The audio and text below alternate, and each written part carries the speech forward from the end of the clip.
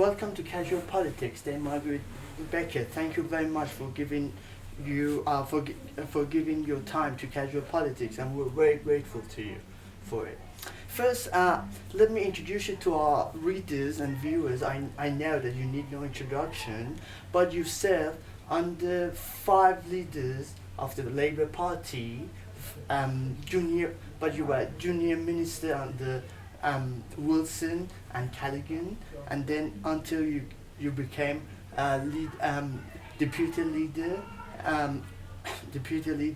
under John Smith, and then when John Smith passed away in 1994, you became leader, and then in 1997 you became the Secretary of State for Department for Trade, Industry, and again until 2001 when you became the leader of the House, and then you became Secretary of State for Environment until 2006, and then Foreign Secretary until 2007, and then until 2009 you were Minister for Housing and Planning. So my first question is, when was your most glorious time in the office?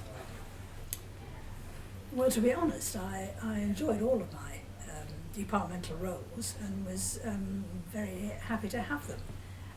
I suppose if I had to pick out 2 things, one would be from the beginning of my cabinet career, which would be the national minimum wage, because although everybody takes credit for it, it was actually myself and Ian McCartney, my junior minister, who did that legislation.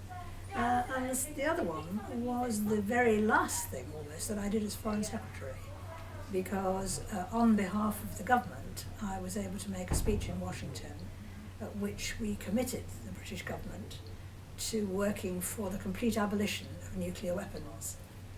We were the first government in the world to make such a commitment, and I was the first Secretary of State to do so while in office.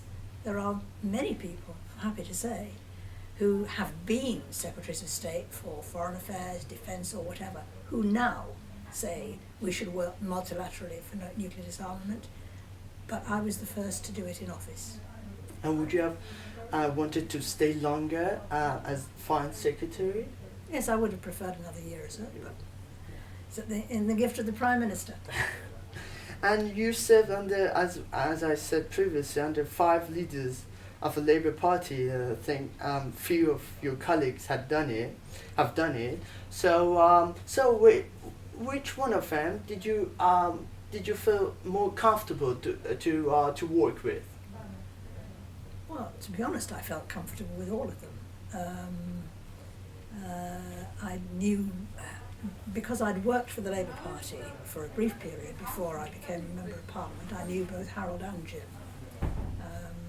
And obviously then I was a parliamentary colleague of the others, so I've always had quite a good relationship, I'm happy to say, with all the leaders of the party. And because you're one of the few members of the Labour Party who served for both an old Labour and then the new Labour. So what really was different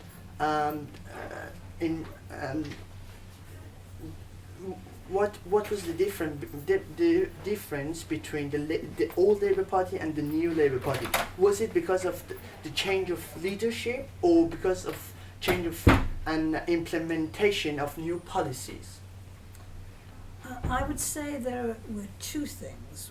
One of them, perhaps in some ways less important. As a party, we became much more professional.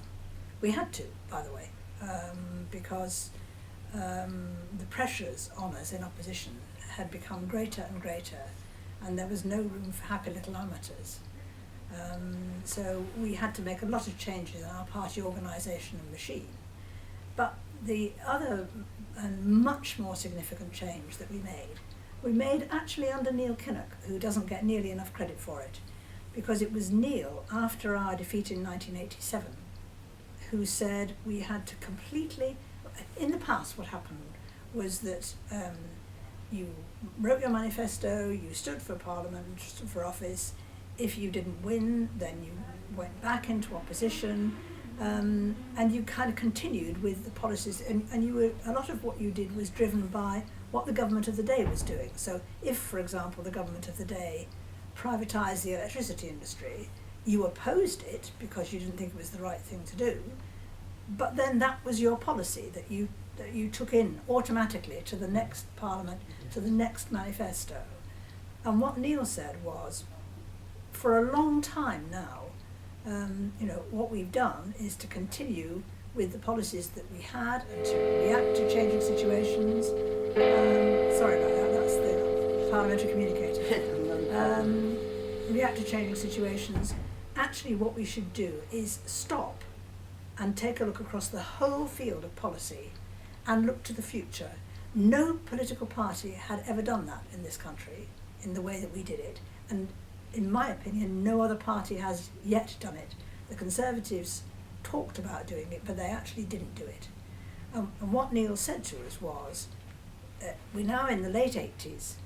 The people who win the next election will be governing in the 90s. What we must do is, yes, we'll deal with the day-to-day, we'll react to the proposals the government brings forward, but what we have to think of is, what are the problems likely to be facing Britain in the 1990s and towards the end of the 1990s, because that's when the next election will be, and the government that is elected will be governing into the end of the 1990s. So first, what are the problems likely to be? Second, what can government do to tackle those problems? And third, what would a Labour government do that would be different? It was a completely different mindset, and it meant that although we handled with increasing professionalism the day-to-day business of Parliament, we were looking all the time to future government in a way that nobody had ever done before. And to what extent to scrap Clause 4 did it help to bring back the Labour Party to govern the country? Well, it's deeply politically incorrect to say so, but in my frank opinion, I don't think it made all that much difference. I think it was symbolic rather than deeply significant. There were people to whom it mattered a great deal, but on the whole, the public probably didn't spend much time thinking about it, and it wasn't just something people brought up on the doorstep when you were canvassing or anything like that. But undoubtedly, what Tony wanted to do and people around Tony was to show to have it something that was a symbol of saying, look, we are changing, to put flesh on the bones, if you like, of the commitment first made by Neil. Not only are we looking to and planning for the future, but this is further evidence that we are. So that was its main significance. And if John Smith had he been still alive until 1997, could have become the Prime Minister? Yes, absolutely. I mean, I don't think there was any doubt in anybody's mind, actually. What everybody now forgets is that in the 1992 election, we had done something which was very brave, which was to have a shadow budget. And the Conservatives basically did not tell the truth about the state of the economy. We knew that they weren't telling the truth, but we weren't able to convince the British people. And of course the Conservatives had spent millions on telling a lot of lies about our tax proposals and how we were going to put up everybody's taxes, income tax by 10p in the pound and all this kind of stuff. And people were frightened. There was a recession, they were alarmed, so they stuck with the devil they knew. But of course, then we had Black Wednesday. So very much within, I think, as I said, the Conservatives didn't tell the truth about the state of the economy. They obviously hoped that as time went on, in government, they'd be able to adjust things and sort of cover up. But the economy crashed literally within a few months of the general election, when everybody could still remember what they'd said, and everybody could still remember that we'd said, this isn't true, there are problems, and blah, blah. So suddenly we were in a position where people were very angry, very mistrustful of the Conservatives on the economy, and could see that we were the people who'd been right.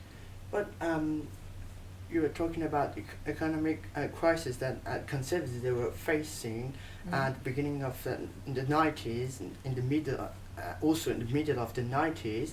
But by the end of the 1996, the economy was growing, and people they were.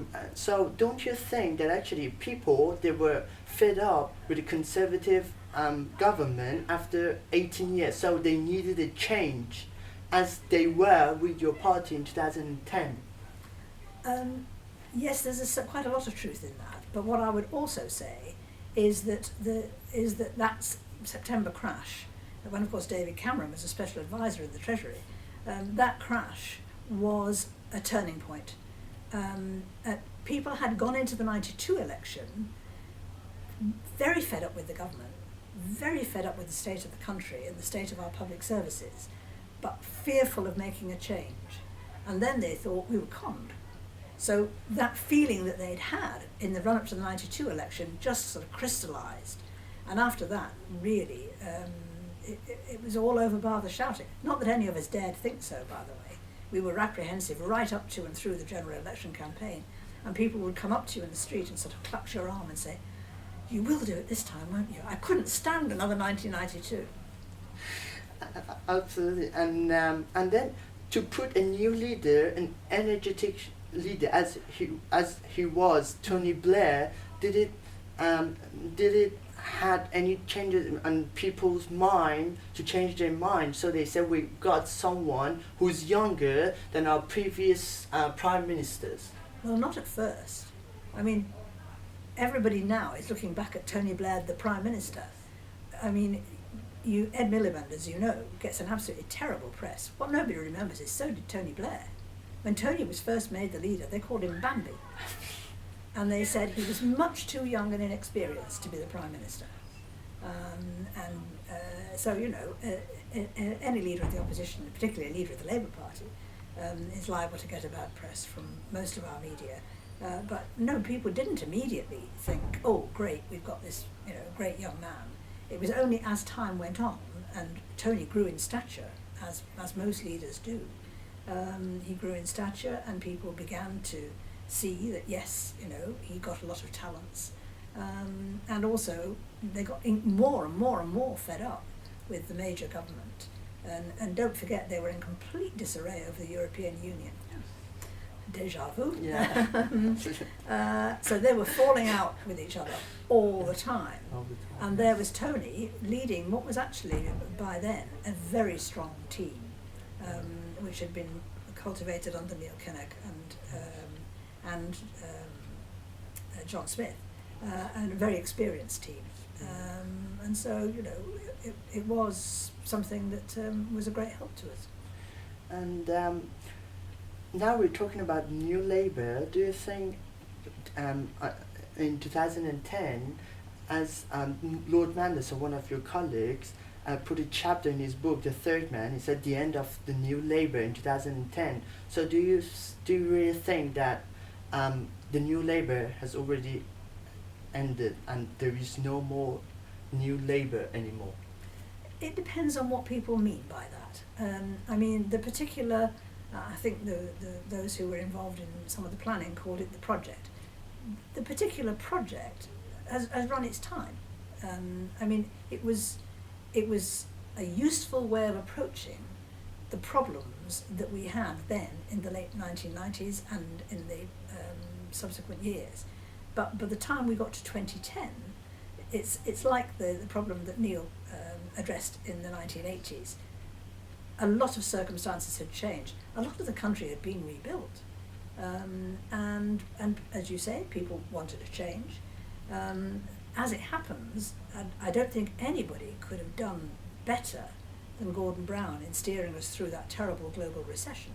And I don't know whether you're aware of this, but everywhere else in the world, he is held in incredible admiration and esteem for the way that not only did he steer our country through the recession, but the way that he actually helped the international community to deal with the global crash. I mean, don't forget, for example, don't forget that the Eurozone leaders we're not in the Eurozone. We had no right to be consulted or informed or anything. The Eurozone leaders invited Gordon to come to Brussels and tell them what they should do.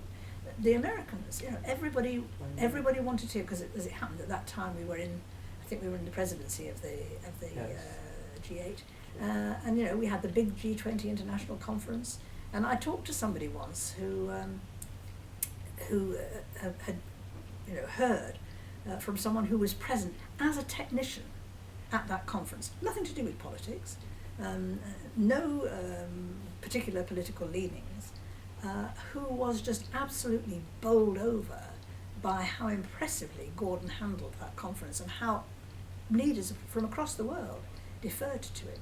So, we were very, very fortunate to have Gordon there at that point. But in general terms, people were beginning to think it was time to have a change. Gordon has, as I say, a lot of very fine qualities, but he doesn't share Tony's capacity of performance on television and so on.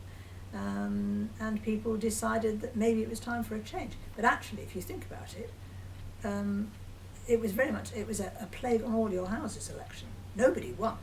We lost. There was no question about that. We lost, but nobody won. And was it a problem with his image? And as we just come back to what we said, that it was an image. For example, in 1997, Tony Blair, he was a young, new, and people, they didn't have any problem with his image, whereas Gordon Brown, people, they had a problem with his personality and with his arrogance. And as you remember, when there was he had a meeting, or he should have gone, and he was campaigning, and then a young woman, elderly woman, comes to him, and then when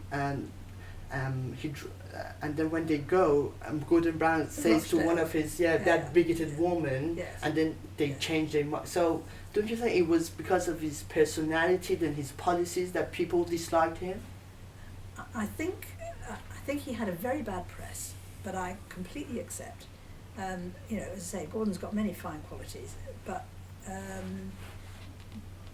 being always in a good temper and always having a sunny nature is not necessarily one of them. And he was desperately tired. I think he misunderstood what she was saying to him, and resented what he thought she implied.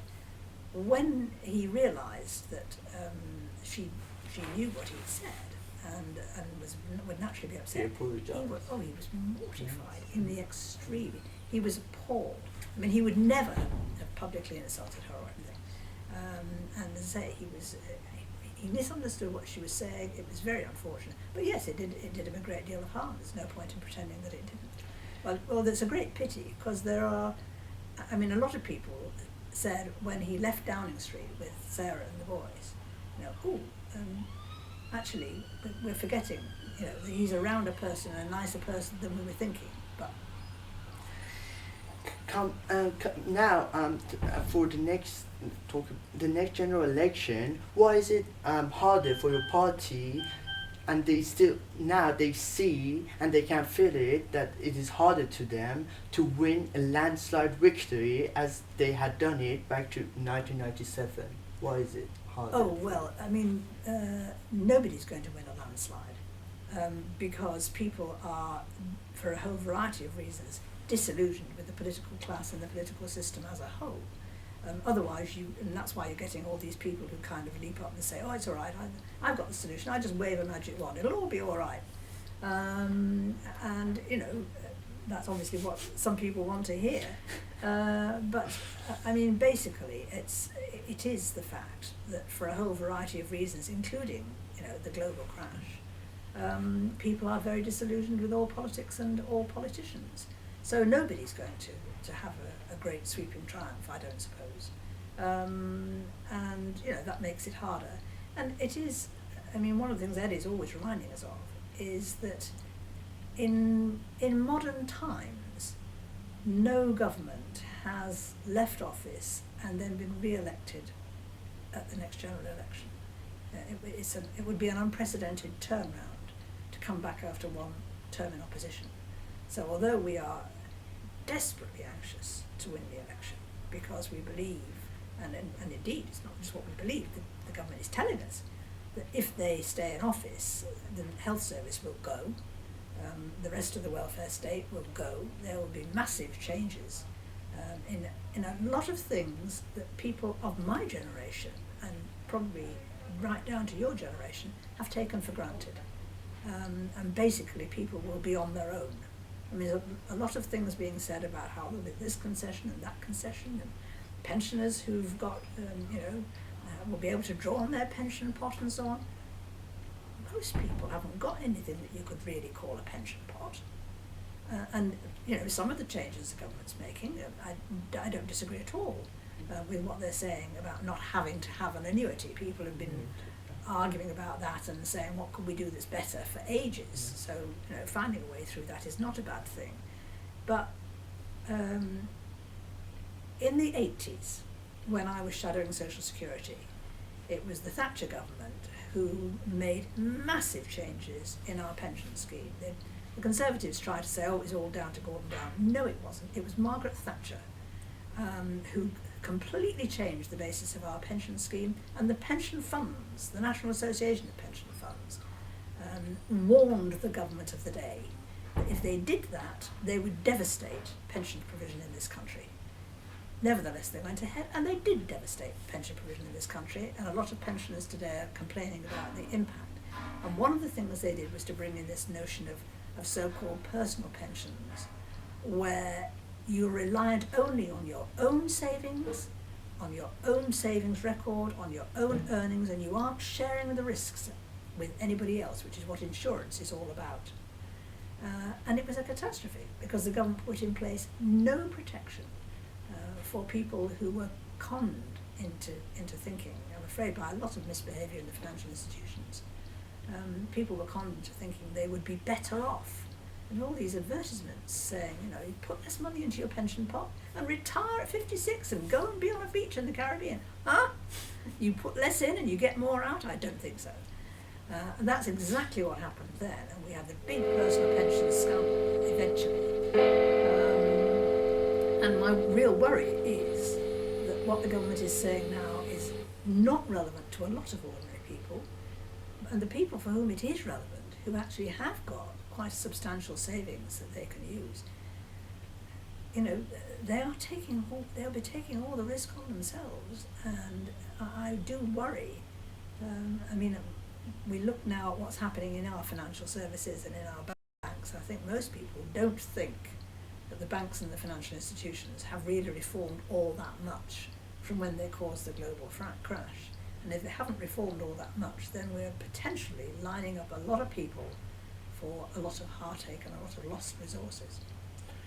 Is there also a problem with the message of your party, which can't reach out with your traditional voters? I think the biggest problem we've got, and I'm afraid it's very prosaic, but the big problem we've always got in opposition, and bear in mind I've spent a long time in opposition, the big problem that you've got is getting your message out so that people know what it is that you're actually saying. And we were always handicapped because the Conservatives have always got millions of pounds to sell their message. And they also always have most of the media on their side. So it's always difficult for the Labour Party to get out what we are saying, what we believe in, what we're saying about the country. This time it's been unprecedentedly hard for the very simple reason there are a lot more interesting stories. We've got a coalition government for the first time, well, in this century, but this century isn't very old, for the first time in decades. Yes, 1939. Within that, so you've got two governing parties in which you can take an interest. Secondly, there are differences between them. They're different parties. So there's always an interesting story coming out of the government about differences. Leave that aside.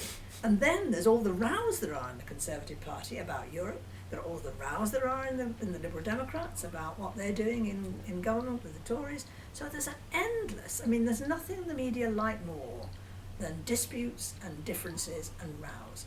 and the place is awash with differences, disputes and rows. None of them are anything to do with the Labour Party. So we're kind of going, hey, we're over here, you know, and we've got ideas and we've got proposals and so on. Very difficult to get a hearing, and that is our biggest single problem. And it's just one of those ghastly things. You're talking about the message, and now let's about immigration. When we talked about the message, now your party has changed its rhetoric. Before it was, your party was talking about a free movement, but now Ed Bowles, he's talking about a fair movement. So so now is your party following Conservatives in UKIP? No, I mean we didn't talk about free movement. Free movement was just part of the European treaties, to which of course both Ted Heath and Margaret Thatcher signed us up. That wasn't done by a Labour government. And people talk about the veto. It wasn't a Labour government that gave away the veto. It was Mrs Thatcher, which none of today's Conservatives, funnily enough, would like you to remind them of. So free movement is part of what we were signed up to by Conservative governments in the European Union. Certainly we just accepted that and went with it and didn't recognise anything like enough when we were in government the problems that it was beginning to cause. Not so much the thing in itself, because there are a lot of British people who work elsewhere, live and work elsewhere in Europe, but the way in which it was being allowed to be used to undercut people's wages, the way in which it was being allowed to put pressure on housing and schools and so on, without that being properly recognised. We didn't get that right. But it's a long time since we've been saying that. I mean, it isn't recent. It's probably at least a couple of years or more when Ed Miliband made a major speech about immigration as a whole. And I remember David Davis, the Tory MP, who was a Shadow Home Secretary at one time, saying that it was a very impressive and thoughtful speech. So we have changed our approach on immigration a long time ago. But it comes back to what I was saying to you a moment ago.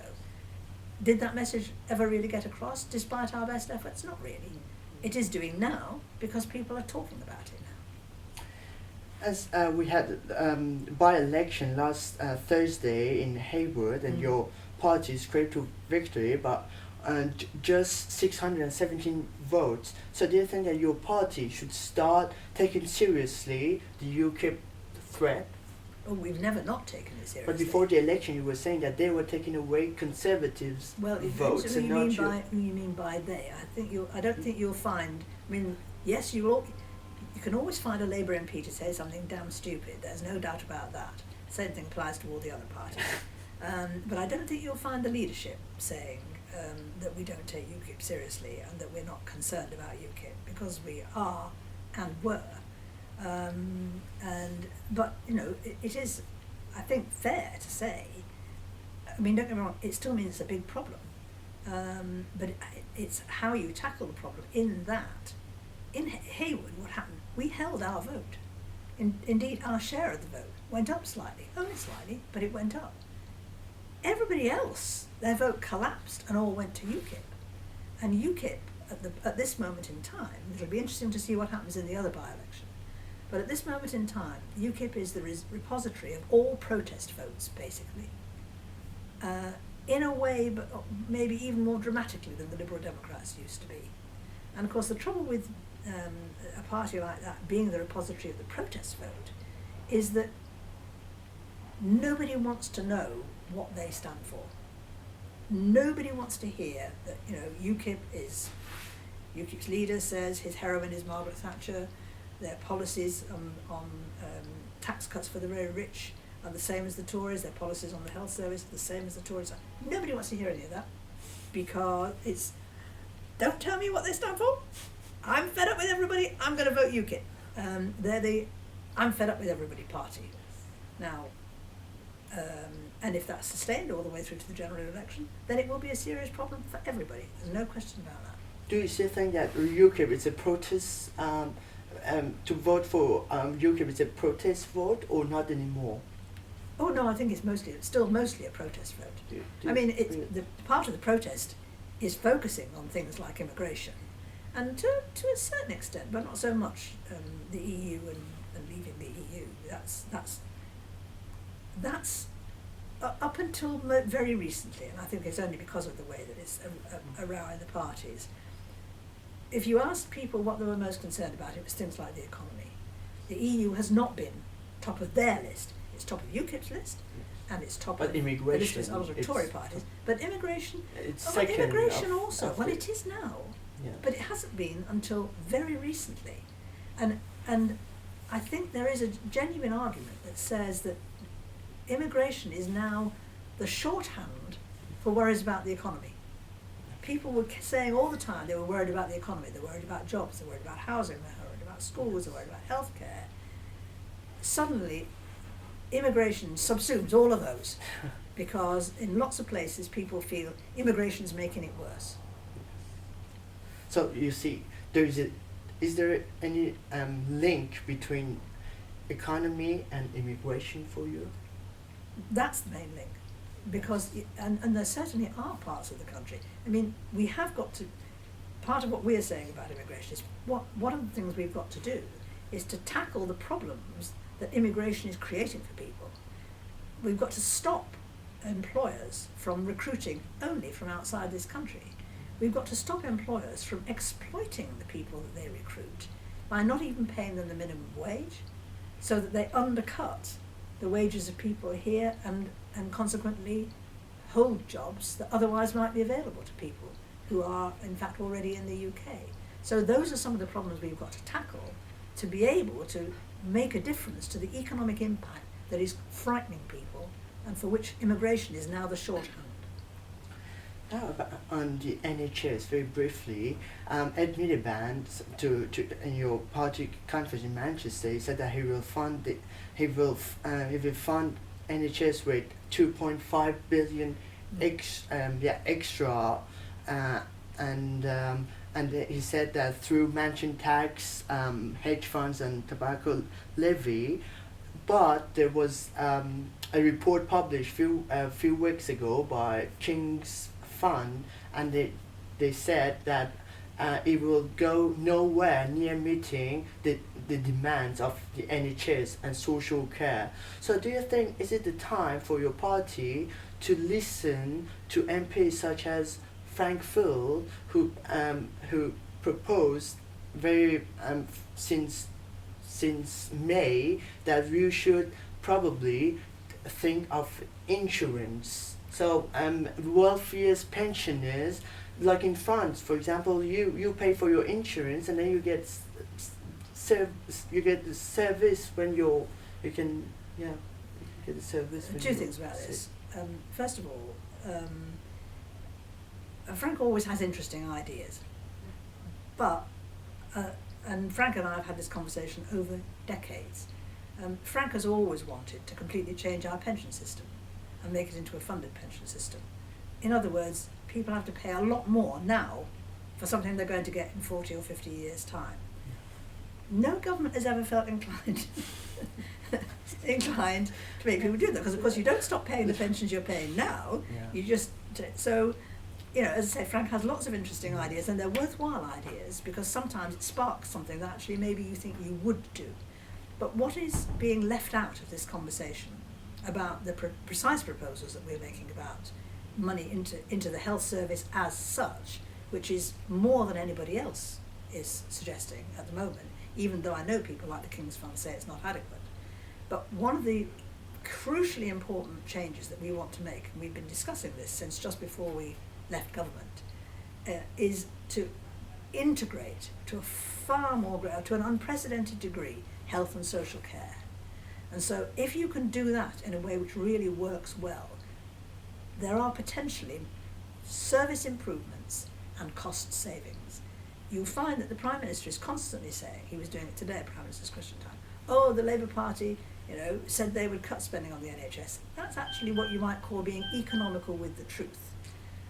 It would be unfair to call it a lie, or slightly unfair, but it's definitely being, because what the Labour Party was actually saying going into the last election is, what we should do is we should integrate health and social care so that the services that you are providing focus on the person and on that person's needs.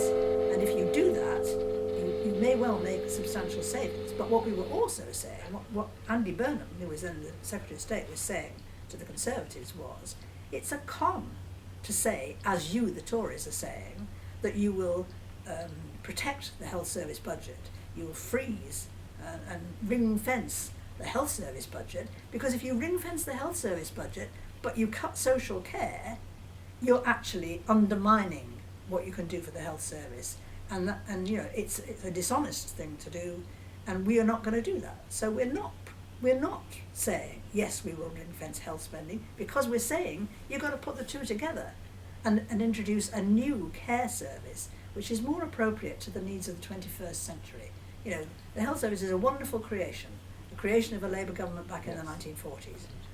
And by the way, a creation which we began to create when we had far bigger debts than we have in this country today. Our opponents talk about the biggest peacetime debt. That's because the Attlee government had a bigger debt, but which came out of wartime. But then they were still able to create the National Health Service. And we think, you obviously begin, it's a huge task. We think you can begin to create a National Care Service, despite our financial circumstances, and that's why we have this approach. So the King's Fund's looking at the NHS as it is now, but if you start to do these two things together, then it won't look like that anymore. And yes, I'm sure there will be arguments about whether there is even more funding needed, but we don't know yet quite how or where or how much. And why do you think that the reorganisation of NHS back to 2012 was a mistake? Oh, because, as David Cameron went into the election famously pledging there would be no top-down reorganisation of the NHS. And I know he doesn't do detail, but really it was quite a big oversight. And what they should have done was stop Andrew Lansley had this master plan that he'd worked out. One of the things that's become apparent is that although Andrew Lansley had worked it all out, he hadn't really consulted anybody. People in the health service, the Department of Health, and a lot of the professional bodies and so on. And also, I'm afraid, the blunt truth is, what the Conservative Party wants to do is to bring a whole lot of, particularly American, but whatever, private companies into running the health service. And what they're hoping is that because they use the NHS logo, and because at this stage there are not many fees and charges for using healthcare in a way that there weren't before, that people won't realise that this is what is happening. But it is happening. You talk to doctors, to nurses, all the healthcare professionals are in despair. It's no accident that we've just had strikes for the first time. It's not just their pay, although that makes it worse. They're in despair about what's happening in the health service, and very, very, very worried about its future.